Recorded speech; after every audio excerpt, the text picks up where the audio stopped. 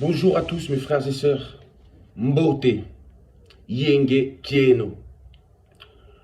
Mes frères et sœurs, voici le message que m'a transmis le grand esprit Congo, notre grand créateur. Oui, le créateur de toutes choses.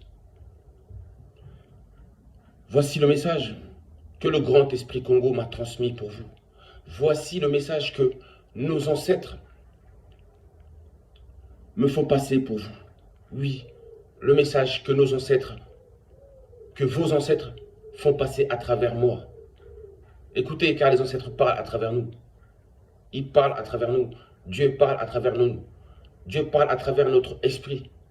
Oui, cet esprit-là qui est le véritable temple de Dieu. Les pensées. Voici les pensées que m'ont transmises mes ancêtres. Voici les pensées que m'ont transmises notre Dieu Tout-Puissant. Mes frères et sœurs, je parle surtout à la race noire. Mes frères et sœurs, savez-vous réellement qui vous êtes? Est-ce que vous le savez? Mes frères et sœurs, sachez une chose, c'est que la race noire, les esprits des noirs sont les premiers esprits à s'être incarnés dans notre monde. Ce sont les premiers esprits qui ont pénétré la matière, oui, qui ont pénétré le corps physique, la chair. Les esprits des noirs, ce sont les premiers esprits vivants sur la terre, vivant dans ce monde visible. Ce sont les premiers esprits qui ont quitté le monde invisible et qui ont pénétré le monde visible. Et ils ont pénétré ce monde visible, ils ont pénétré la matière, ils ont pénétré la matière noire. Oui, ces esprits se sont incarnés dans la peau noire. C'étaient les premiers êtres vivants, les premiers esprits. Oui, les esprits des noirs, ce sont les premiers esprits vivants sur la terre. Vous le savez, mes frères et sœurs? Non, vous ne le savez pas. Et ce qu'il faut savoir aussi, c'est que vous les noirs, tous les noirs vivant actuellement dans les quatre coins du monde, sont en réalité des ancêtres. Vous êtes des ancêtres. Vous êtes des revenants du séjour des morts. Vous êtes des revenants du monde invisible. Ce monde, ce n'est pas la première fois que vous pétinez vos pieds. Ce n'est pas la première fois que vous mettez vos pieds sur cette terre, que vous marchez sur cette terre. Ce n'est pas la première fois. Vous êtes des revenants. Les ancêtres qui nous ont précédés sur la terre, là, eux aussi se trouvent de l'autre côté. Ils sont retournés dans le monde invisible, mais pour revenir plus tard dans ce monde visible. Oui, nous, la race noire. Je parle même des martyrs. Tous les martyrs, oui, nos martyrs. Tous les noirs qui ont été martyrs, hein, qui ont été tués, assassinés, empoisonnés. Tout cela, sachez une chose, qu'ils se trouvent de l'autre côté, dans le monde visible. De l'autre côté du monde invisible. L'histoire n'est pas terminée. Quand on quitte la terre, nous les noirs, l'histoire n'est pas terminée. L'histoire continue, car nous sommes des esprits. Sachez que ces esprits-là qui avaient pénétré la matière la première fois sont des esprits éternels. Les esprits des noirs sont éternels. Les noirs sont éternels. Et cette éternité est manifestée sur le corps physique de l'homme noir, à travers ses cheveux. Les cheveux de l'homme noir sont faits en forme de spirale. Et la spirale, oui, les nœuds, les cheveux crépus, c'est en forme de spirale. Et la spirale est synonyme ou symbole de l'éternité. Ça veut dire que les esprits des noirs sont éternels. Les noirs ne meurent jamais. Ils changent de corps. Quand ils meurent, ils quittent ce corps physique-là. Ils quittent un corps physique pour se retrouver là-bas en tant qu'esprit dans le monde invisible, à côté de Dieu, de Tatanzambia, Pungutulendo, ainsi que de tous nos ancêtres. C'est comme ça que ça se passe. Ils passent de l'autre côté. Mais ensuite, ils reviennent encore sur la terre, encore et encore. C'est ça, les esprits éternels, éternels. Ils sont éternels en esprit, mais aussi, ils ont la capacité de vivre sur la terre éternellement.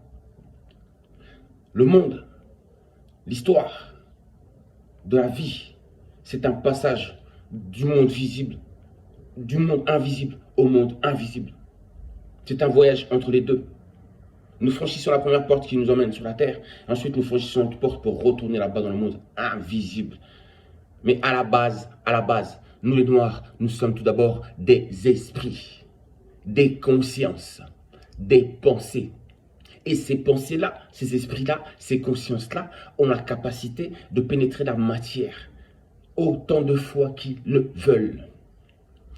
Écoutez l'histoire de Kimbangu.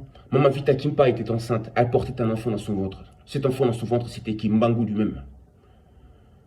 Quand elle s'est fait brûler, elle l'a dit, vous allez me brûler, ainsi que l'enfant qui est dans mon ventre. Mais cet enfant qui est dans mon ventre reviendra.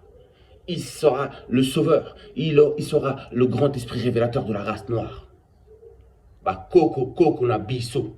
Kimbangu, Koko na biso, Maman Vita Kimpa, maman. Notre grand-mère à nous, Koko na biso, maman na biso, Kimbangu, tata na biso.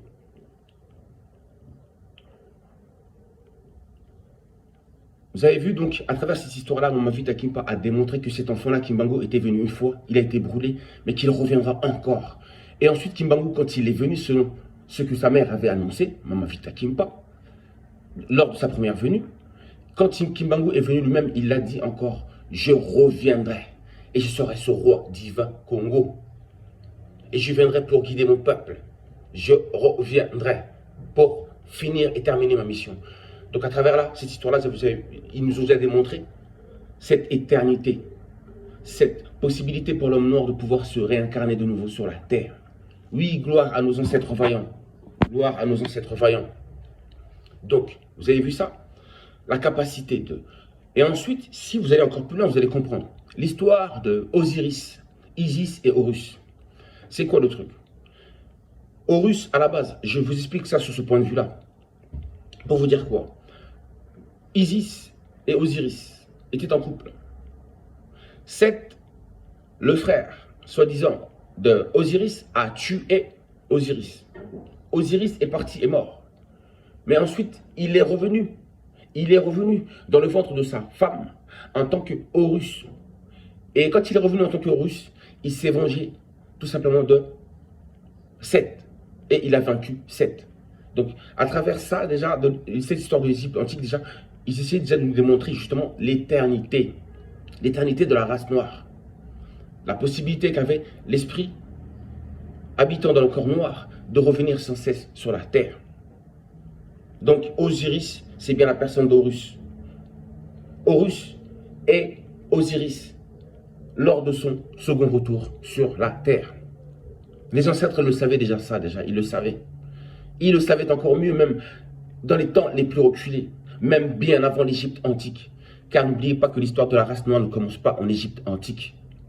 L'histoire de la race noire commence au berceau de l'humanité, qui est le royaume Congo. Tout a commencé au centre de l'Afrique, au cœur de l'Afrique.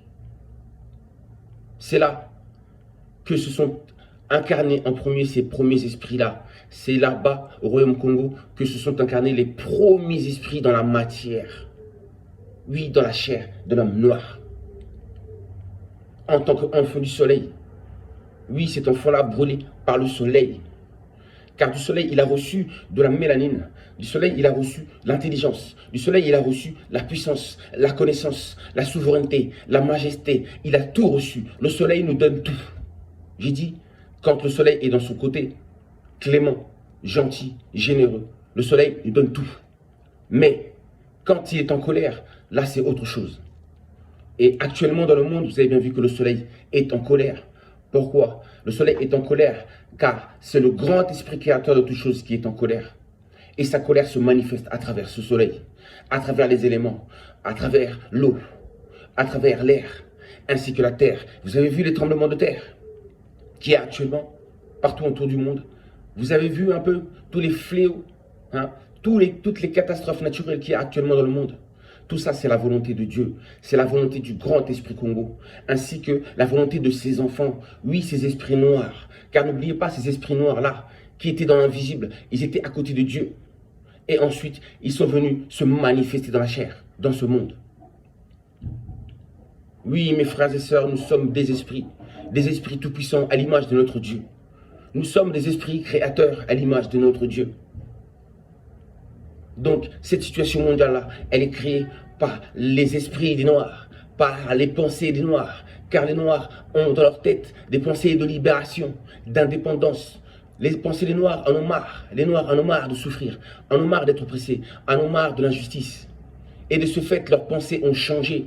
Et le fait qu'ils aient modifié leurs pensées, ils sont tout simplement dans la plénitude de leur esprit.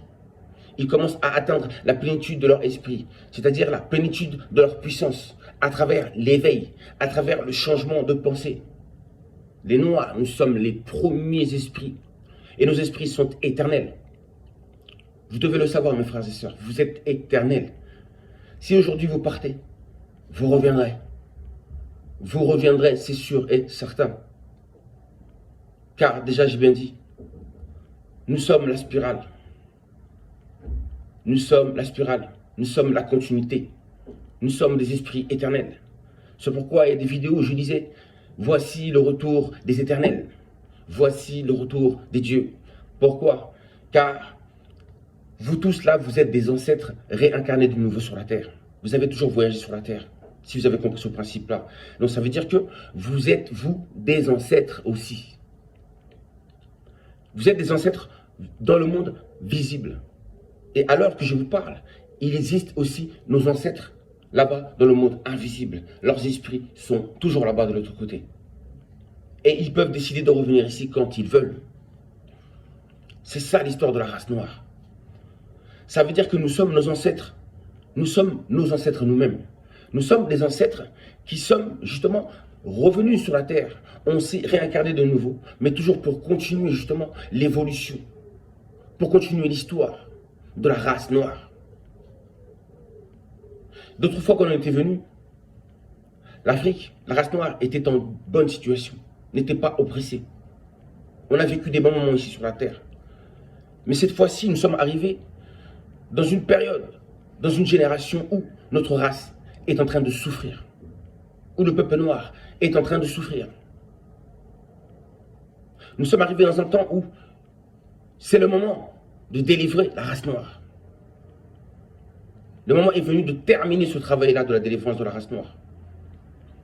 Et ce travail-là s'est fait en plusieurs générations, en plusieurs incarnations, plutôt réincarnations des noirs, des esprits noirs. Vous avez compris ça? En vérité, je ne vais pas aller plus loin que ça parce que sinon vous allez être un peu perdus. Mais sachez une chose, vous êtes des esprits éternels. Vous avez la possibilité de vous réincarner. L'homme noir a été blessé, a été agressé, oppressé. Et de ce fait-là, nos réincarnations de l'or se font uniquement sur ce combat-là. Nous venons ici uniquement pour pouvoir justement sortir du joug de l'ennemi, de pouvoir briser nos chaînes. C'est pourquoi nous sommes revenus en cette génération, ou en ces générations-là. C'est pour ce but-là. La délivrance, la délivrance, la délivrance. C'est incroyable de penser et de savoir que vous êtes des ancêtres vous-même. Vous êtes des cocos vous-même. Vous êtes des Nkulu vous-même. Oui, des Nkoko du royaume Congo. Oui, le Congo. Le nom du berceau de l'humanité, ainsi que de l'humanité. Le Congo, non pas avec un C, mais avec un K. Le K, synonyme ou symbole d'éternité, de puissance, de grandeur, de majesté et de souveraineté. Gloire au grand royaume Congo, gloire à l'Afrique, oui, gloire à Katiopa, gloire à Kama, gloire à l'humanité.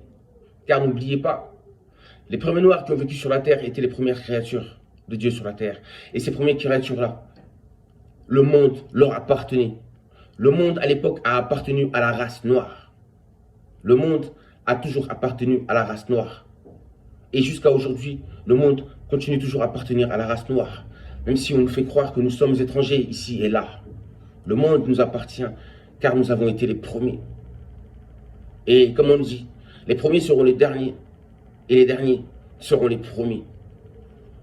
Et ce moment est arrivé. Je vous dis à très bientôt. Que la race noire se retrouve tout simplement sur le toit du monde pour pouvoir gouverner avec justice et avec amour. Car les Occidentaux, nous les aimons, car ce sont nos petits frères, ce sont nos enfants. L'homme noir est amour. amour véritable. Et justement, grâce à son amour, à l'amour que l'homme noir possède, grâce à cet amour-là qui peut sauver le monde, qui peut sauver l'humanité. Alors mes frères et sœurs, ayons ces pensées-là de sauver l'humanité. Oui, de délivrer l'humanité, de délivrer notre propre race et de délivrer de tous les opprimés du monde entier. Gloire à la vérité, gloire à l'Éternel, gloire à nos ancêtres. Oui, gloire aux anges de l'armée céleste. Qu'il en soit ainsi. Ingeta, Ingeta, Ingeta.